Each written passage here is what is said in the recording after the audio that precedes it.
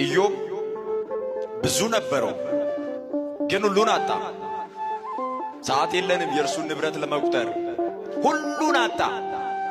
በመጨረሻ ላይ ጤና ነበረው። ከእግር ጠፍሩ እስከ ራስ ፀጉሩ ድረስ በቁስል ተመታ። የራሱን ቁስል እንኳን የሚያክበት ጠፍር አልነበረውም። ጠፍሩ ተነቃቅሎ በገል እያከከ ሚስቱ እንደዚህ አለችው፣ እግዚአብሔር የምትለው ርገምና ሙት አለችው። እዚህ መራገም ይቻል ይሆናል። ተራግመን ሞተንስ የምንሄደው ወደ ማን ነው? ወደ እግዚአብሔር ለመሄድ እግዚአብሔርን መራገምስ ውጤቱ ምንድን ነው? ልብ በሉ ክርስቲያኖች፣ ለጥቂት መከራ ብላችሁ በሕይወታችሁ እግዚአብሔር ላይ እንዳታጉረመርሙ።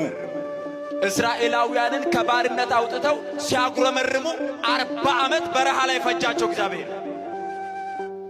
ያጉረመረሙ ነበሩ፣ ምድር ተሰንጥቃ ዋጠቻቸው። ያጉረመረሙ ነበሩ፣ ማጉረምረማቸውን ውጤቱን ተቀብለውታል። በሕይወታችሁ እግዚአብሔር ላይ እንዳታጉረመርሙ። ሁሉን ማድረግ እንደሚችል እመኑ።